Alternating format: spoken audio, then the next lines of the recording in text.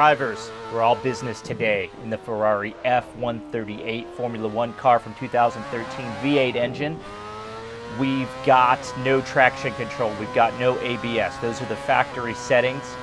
I went for the softest tires and I took it out here on the track. The goal here today is not fun. This is all business. We are going to try for a smooth lap. Here we'll see how we do.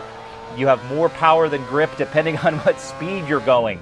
If you're at high speed, you get a lot of downforce in this vehicle. You can do amazing things that you would not think you would be able to do because you might not be able to go through those corners at slower speed, or you might not be able to brake quite as severely at a slower speed.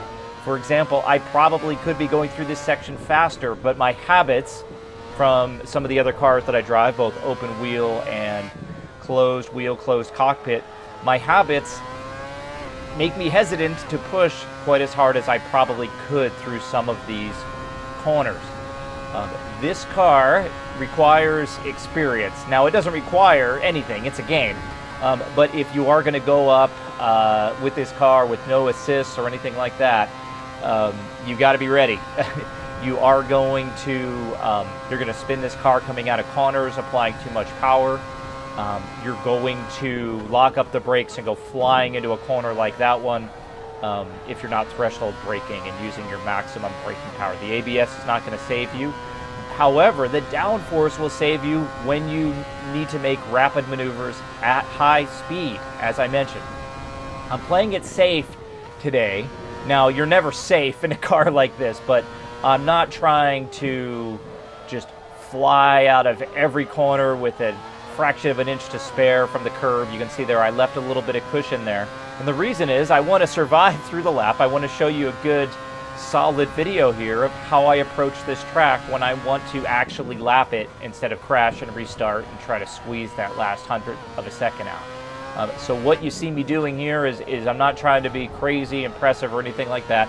I'm trying to smoothly execute a Nordschleife lap in the F138. You see me backing off there. Because of the downforce, I probably could have gone full throttle through that corner. You're going to see me back it down here to second gear, up through third, fourth. This car in a video game is like a video game. You can really hammer on it, and as I mentioned twice now, that downforce really helps you out, especially as you get to higher speeds. It's literally point, shift, and shoot as you go through the course here. It's coming out of corners, especially at lower speed, like this one where we're going to be down to third. You can easily clip the curb and spin there. It can happen before you even realize it. So you want to be careful on the throttle, and great training for this vehicle is the Lotus Exos. First the standard stage 0 and then the stage 1.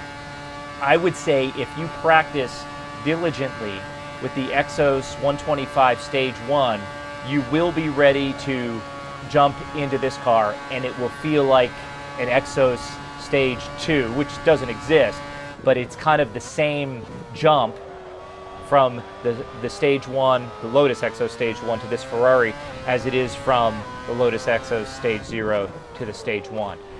What does that mean? It means if you like open wheel cars, you're going to have fun, you're going to be challenged, but it's going to be rewarding.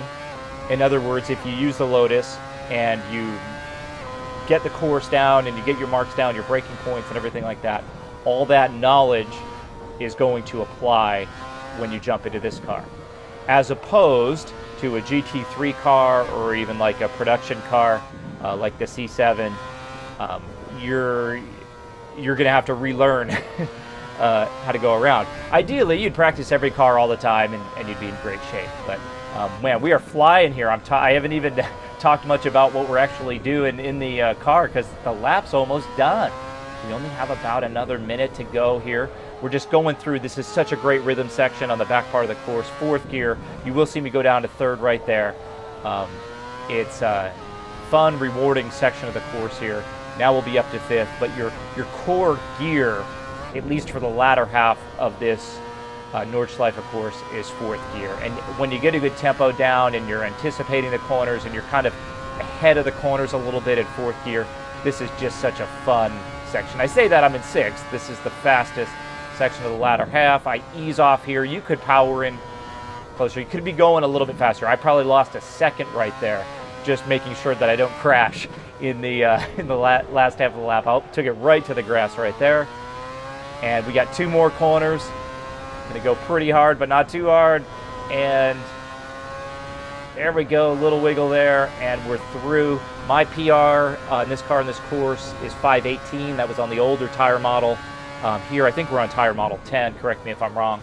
And we're through in 520. I meant to talk about what I was doing in the car and where my shift and brake points are, and I didn't. I just talked about the best way to approach it, at least for me. I'll do another one maybe in a few days where I try to beat my 518 PR with the latest tire model. All right, everybody. Thanks for watching. Be safe. Talk to you next time.